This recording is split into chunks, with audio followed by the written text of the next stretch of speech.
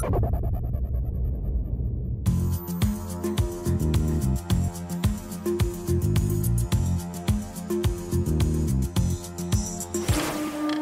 à toutes et à tous et bienvenue dans Story Série, saison 4, épisode 27. Just fucking do this. Cette semaine, on se perd dans les méandres de Mayor of Easttown, un polar sombre et tortueux, guidé par une actrice extraordinaire, Kate Winslet. The Easttown Police Department received a call reporting a dead body in Creedham Creek. Get that son of a bitch who did this. Because if you don't, I'll kill him myself.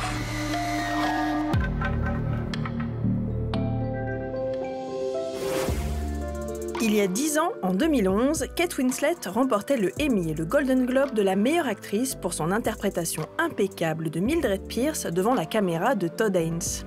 À l'époque, l'actrice fétiche d'Hollywood a déjà reçu un Oscar pour The Reader et 5 nominations supplémentaires, dont une pour le rôle qui en a fait une icône, celui de Rose dans Titanic.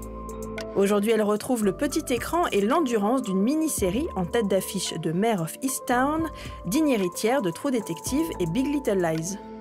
Elle y incarne avec le talent et la précision qu'on lui connaît une lieutenante de police à la fois courageuse et cabossée, écrasée par une enquête terriblement glauque. Un rôle exigeant mais passionnant dont elle nous a parlé depuis chez elle. How close would someone have been to cause that kind of damage? How close? Let's say face to face. Hi Kate. Hi, how are you? So I read it was for you one of the most difficult roles you've ever done. Why? For many, many different reasons. I mean, the main aspect of this role that was hard for me was that emotionally she is dealing with an internal crisis of her own. And to create that level of trauma inside of a character, because her past really is dictating her present. She has not moved on. She has not processed what happened to her 2 years before. So we saw the video, Brianna?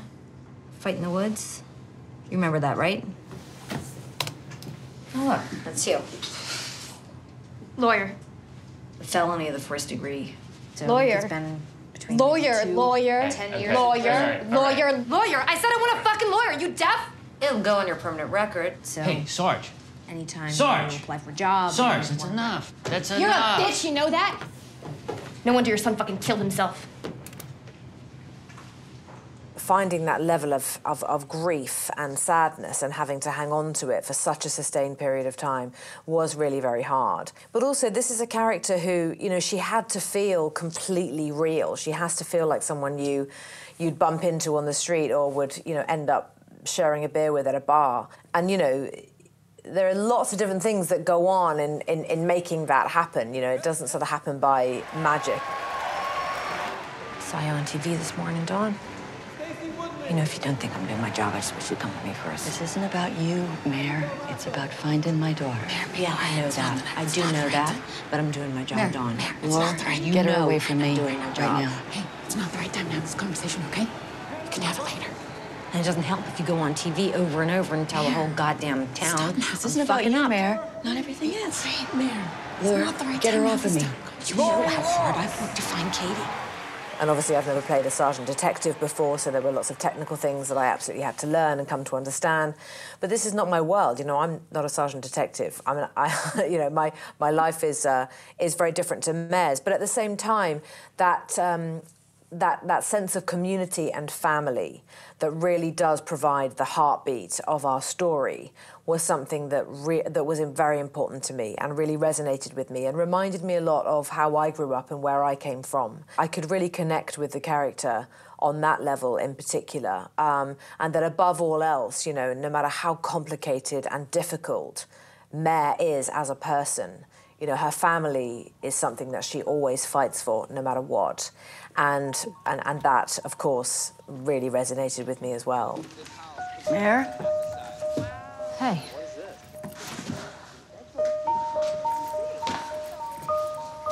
What are you doing up? My legs are acting up again. What's your excuse?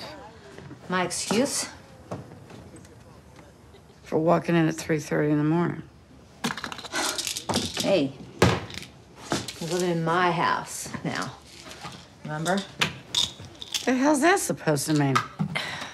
It means I can come home at 3:30 a.m., drunk, high, or sideways, if I want to, and not be made to feel I'm a fool. Oh, well, good for you, Mayor. But it's a huge show, you know, it's like a 7-hour movie, you know, and I started playing the role, I was 43, and by the time we finished, I had turned 45. And so I was playing this character for a very long time, and even though COVID came in the middle of it, you know, I was still sort of knitting the pieces of the character together, even when the cameras weren't rolling, because you can't just sort of let that go. So it was very, very intense, and you know, some difficult subject matters that we had to deal with as well, and you know, and as an actor, you put yourself through it. So yeah, it was hard. I want to help you.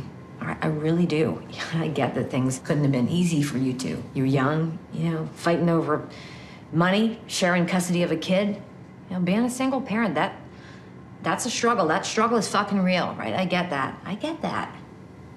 What's very fascinating, I find, is that she's not just a detective, and I think it's very specific to where she lives, this small town. She becomes a kind of a social worker. Yeah, because Mare was born in this town, and that's where her family are all from, and she is seen as a strong figure in the community, as something of a local hero. You know, she made a winning shot in a basketball game when she was a teenager. Why do they call you Lady Hawk? I made a shot in a basketball game, that basketball game, 25 years ago. Okay. Must have been some shot. Most places, no. Around here, yeah. There was huge success for the town because of that. And so when anyone needs anything, they all just call Mare, as though she's gonna, you know the solution to all of these problems. And so she's constantly dealing with other people's emotions, other people's lives, and trying to fix things for everyone else. And, of course, at the centre of it all, she has her own problems that she does not know how to begin to fix. So, you're right, she's this kind of backbone of the community, but at the same time, she's, you know, her back is kind of breaking, really. Why is your house so cold, Freddie? Gas company shut me off. Well, they're not allowed to between November and March. That's what I told those motherfuckers, but they... Oh, Jesus, Jesus. All right, Jesus, all right. Get him in the car. Can you stay at your place? No, you can't fucking stay at my place. You know what? I'm sorry. I am ashamed of myself for saying this, but sometimes I wish he would just fucking die. I do. I really do. Just get it over with, because I can't do this anymore. Hey. Okay. All right? Wait here. And one detail I love is her relationship to food. And I think that's also how we connect to her. Yeah. She eats a lot, and she eats a lot of bad food, and she eats a lot of fake food. You know, and sometimes those kinds of foods, unhealthy as they are, they can be kind of great. You know, I loved just surrendering to all of that, you know? There's that scene in episode 1 where she's, like, squirting the cheese whiz onto the cheese ball, and she eats the whole entire thing like it is a delicacy, you know? And that's Mare, you know? That's Mare all over. And she just doesn't care what people think, you know? And doesn't care about things like food or her body or, you know? And I love how unself-conscious she is, because... You know, that is a lot like me in many ways, I have to be honest. But that's like a lot of people I know. You know, that's life. I mean, it's just real life stuff, you know. And I loved it. I loved it. Comme l'a fait The Wire avec Baltimore ou Boss avec Chicago, Mare of Easttown fait de la ville un personnage à part entière du récit. Ici, le lieu définit le rythme de vie des habitants, leurs habitudes et la nature de leurs relations. Pour s'assurer que l'immersion soit totale pour le spectateur, le créateur de la série, Brad Inglesby, et son réalisateur, Craig Zobel, ont porté une attention minutieuse à chaque petit détail. Easttown is a mixture of a number of different towns in Pennsylvania. around where I grew up. And I wanted the show to be about a certain place in the world, a certain group of people. These people have been born here, they've been raised here, and now they're raising their children here. We shot primarily in what I would call an exurb of Philadelphia, kind of like the southwestern area outside Chester County and Delaware County. And that really did inform so much. It was nice to kind of be in a place that felt like America, and it wasn't so specifically a big city. We wanted to make sure that the vibe of the show and the feeling of Easttown was specific in many different ways. We did it through location. We would try to pick a location that was true to what it really was, not just the most picturesque. We would do it with costume. Our costume designer would constantly be texting me pictures from the Wawa convenience store, just of people in the line. I wanted the show to have a grittiness to it, to have an honesty to it, to have a realness to it. These are people that get up every morning and go to jobs they don't necessarily love, but they do it out of a sense of duty. So I wanted to portray these communities that exist that don't often get any time on the screen in a way that was heroic and noble and also really sympathetic. We're asking parents, if their child might have seen something, please come forward. Every bit of information helps at this point. And I think what's very interesting as well is that this America, where you have families with several generations living together, when you have teenagers who are moms already, this is a scenery we don't see much, either on film or on television. It's something we kind of hide, and now we can really see the life, this kind of life, which we don't know at all. But that is life, it is absolutely real life. And I mean, generations of family members do often live together, and a lot of the reason behind that is normally financial, and just for, like in Mare's case, a need for help with childcare. Siobhan? Huh? Yeah?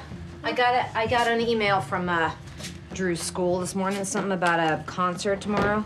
Yeah, I'm getting his recorded together now. Does he even know how to play that thing? Siobhan, can you help me with my fish house? Yeah, in a minute, Drew.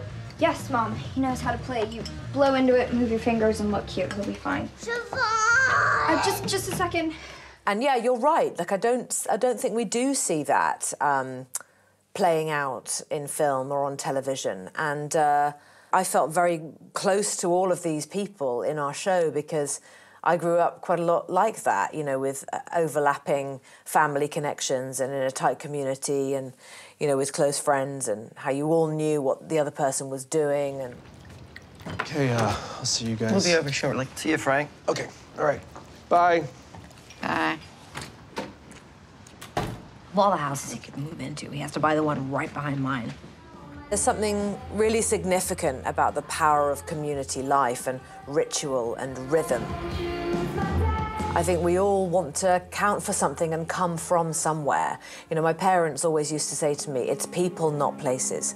People, not places. That's the most important thing, people. And that's very true in Mare of Easttown. Yeah. Thank you so much. Thank you. Okay, I'm Detective Collins Abel. Come on, come on. Are you kidding me right now? Come on. Teamwork makes the dream work, right? Oh, my God. You're the chef. I'm the sous chef. What are we cooking? Stop talking. Right. Story série, c'est terminé. Come with me. I'll give you a tour. La semaine prochaine, préparez-vous à rire, pleurer et flipper avec nos invités préférés de la saison. Almost. Allez, à la semaine prochaine.